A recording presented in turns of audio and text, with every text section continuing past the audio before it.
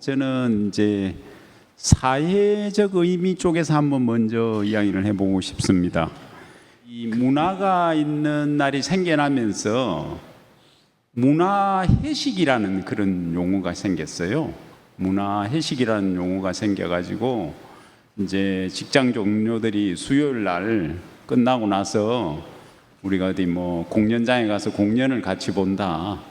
또 뭐 어떤 뭐 직장에 하여튼 뭐 찾아오는 프로그램이 있어가 거기에 참여해가지고 즐긴다는 그런 문화회식이라는 개념이 사실은 확산되고 그게 이제 좀 영향을 미쳐서 지금도 이제 사실은 직장에서도 뭐 가족 단위로도 가지만 직장에서 끝나고 동료들하고 뭐 일과 끝나고 어떤 공연장이나 뭐 전시나 이런 걸 보러 가는 그런 문화가 탄생되는 그런 계기가 되었지 않았나 해가지고 실질적으로 되게 고무적이고요.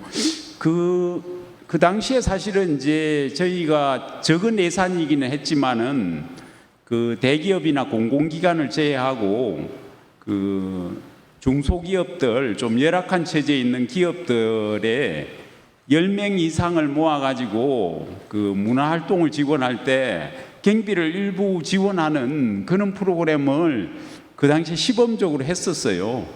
그런데 그때 반응이 되게 좋아가지고 이제 뭐 그런 분위기도 흘렀지만은 그런 게 마중물이 돼가지고 아마 문화회식이라는 그런 용어가 생겨나지 않았나 그래가지고 저로서도 되게 반갑고요. 그리고 이제 이게 이제 아까 이제 우리 그 대구에서 오신 우리 대표님도 말씀하셨지만은 이게 이제 문화 프로그램들이 지역에서 다양하게 생겨났거든요. 그래서 이제 초기에는 막 이렇게 약간 중앙에서 뿌려주는 식의 그런 공연을 하다가 그 이후에 이제 지역 거점 특화 프로그램이라 그래가지고 지역의 특정 장소에서 이제 프로그램을 하는 그런 사업이 있었고 다시 이제 그걸 거점이라는 말을 빼고 지역 특화 프로그램으로 또 좀 바뀌어가지고 장소 플러스 특별한 콘텐츠를 가지고 지역에서 이제 활동하는 그런 프로그램으로 해가지고 지금도 이제 계속 발전해가지고 그 사업이 이어지는 걸로 알고 있는데 그 사업으로 해서 지역에 이제 다양한 어떤 지역에 있는 문화적 특성이라든지 지역 고유 문화를 활용해서 이제 공연을 하거나 그런 사업들이 생겨나면서 어떤 문화적 다양성이 지역으로 퍼져나가는 그런 측면에서 굉장히 의미가 있었고 이제 그걸 통해서 이제 지역의 예술인들이나 뭐 문화활동가 기획자 이런 분들이 활동도 증가하고 성장하는 계기가 되었다는 측면에서 저는 사회적 의미로서 큰 의미가 있다고 생각합니다. 저희가 보통 흔히 이렇게 같은 곳을 바라보는 문화판에 있는 사람들끼리 모여서 문화가 왜 중요하냐, 이 사업이 왜 중요하냐, 언제까지 갈 거냐에 대해서는 되게 합의된 이제 시간들을 갖고 시각을 갖는데 실제로 다른 그 시각을 가지고 계신 분들을 만나면 왜 문화예술만 특별히 지원해야 되는데 뭐 이런 얘기들을 많이 하세요. 특히 이제 뭐 기재부라든가 옆에 경제학 교수님 계시는 분들만 경제학자들을 만나면 왜 특별히 거기서만 지원이 필요한데? 라는 거에 대한 얘기를 전 연구원 오면서부터 계속 들었습니다. 그들만의 리그 아니야? 라는 얘기를 했는데 2020년에 역사적인 사건이 하나 있습니다. 경제 분야의 국제기구인 G20 국가의 정상들이 모여서 코로나를 겪고 나서 그 이후에 우리 사회가 빨리 회복되려면 어디에 집중해야 되는가에 대해서 성명을 발표해요. 그거의 방점이 뭐였냐면 문화였습니다. 지금 사회적으로 사람들이 굉장히 힘들어하고 경제적으로 지금 굉장히 그 취약한 상황에서 이 코로나를 극복하고 나서 이거를 빨리 회복하려면 어느 분야에 집중해서 그것을 투자하고 각국이 국제적으로 협력해야 될 것인가에 대해서 2020년 11월에 사우디아라비아에서 모여가지고 G20 국가들이 문화가 이런 회복 탄력성에 있어서 중점적이다. 경제적인 발전의 중심이고 사회적인 회복의 중심이다라는 것을 논의하고 그 다음 해에 로마에서 그 G20 문화 장관들이 모여가지고 선언을 합니다. 근데 이게 뭘 의미하냐면 저희가 코로나를 겪으면서 실제로 사람들이 이렇게 힘든 상황에서도 사람들이 뭐 베란다에 나와서 음악하고 노래하고 그러면서 서로들을 위로받고 하는 것들을 보면서 문화의 힘에 대해서 경험을 하게 됩니다. 그래서 그런 것들이 실제로 앞으로 이 사회가 가야 되는, 그리고 그 모든 사람들이 어떤 사회에서 구성원으로서 이 문제를 해결하는데 경험해야 되는 부분에서 가장 중요한 게 문화가 아닐까라는 생각이 드는데, 그래서 제가 예전에 연구를 하면서 이 사회는 복지적인 측면에서의 사회 안전망만 가지고 있는 게 아니라 문화의 최소한의 기준과 최소한의 경험을 누릴 수 있는 문화 안전망도 구축을 해야 된다. 우리 삶에 있어서 행복한 삶을 위해서는 먹고 사는 거 이외에도, 아까 은퇴 후에 새로운 삶을 사셨다고 그랬는데 은퇴 전에도 준비를 하셔야 되고, 또 어렸을 때부터 우리가 경험을 해서 계속해서 우리의 삶에서 문화적인 삶을 통해서 행복한 삶을 준비하는 게 좀 필요하다고 보여지고요. 이런 패러다임의 변화에 있어서 뭐 예술가만 지원하고 창작자만 지원하는 게 아니라 그 창작자와 예술가들 넓힐 수 있는 시장,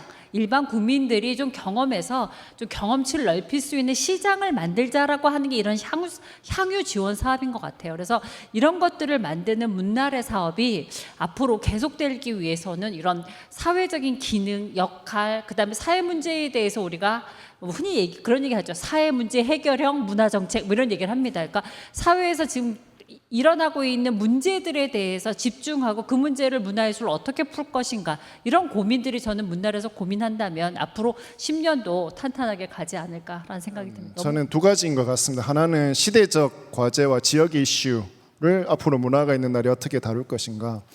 그러니까 과연 이 정책 사업이 우리가 당면하고 있는 다양한 문제들을 해결할 수 있는 역할과 기능 그리고 자격이 될 것인가 라는 것을 고민해야 된다고 생각하는데요. 뭐 예를 들면 이렇습니다. 저희가 지금 청춘 마이크 기획형을 하고 있는데 저희의 목표는, 저희가 기후 변화가 저희 주제거든요. 근데 저희가 그 권역형을 한 3년 했습니다. 대구 경북에서 기획형으로 변화했을 때 저희의 목표는 저희의 청춘 마이크 1회 공연에, 그러니까 권역형에서 했던 청춘 마이크 1회 공연보다 탄소를 70% 줄여 나가는 거였습니다. 요거 쓰면 안 되니까 별짓을 다 했습니다. 저희가 뭐 발전기 안 쓰려고 뭐 태양광 집광 해가지고 막 그런 거 하고요, 리플렛들 다 없애보고요, 뭐 등등등을 했는데, 그래가지고 뭐 수치를 맞추려고 노력했는데 저희의 결과는 뭐였냐면 참여하는 예술인들이 이 주제에 대해서 인식하고 자신의 작품에 그 가치를 심기 시작했다는 거였어요.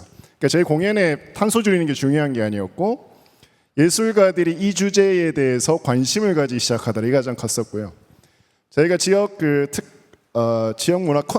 특화 콘텐츠 사업 중에 하나가 했었던 것은, 제가 이제 칠곡군이라고 하는 곳에서 인문학 마을 만들기 사업이라는 것은 8년 동안 주관을 했는데요.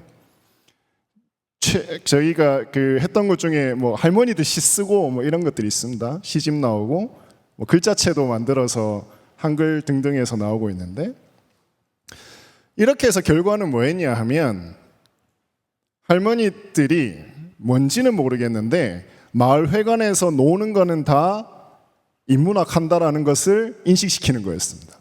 그러니까 결과를 나와서 지금 최근에 우리 윤석열 대통령께서 그 연화장에 저희 칠곡 할머니 서체를 쓰셨거든요.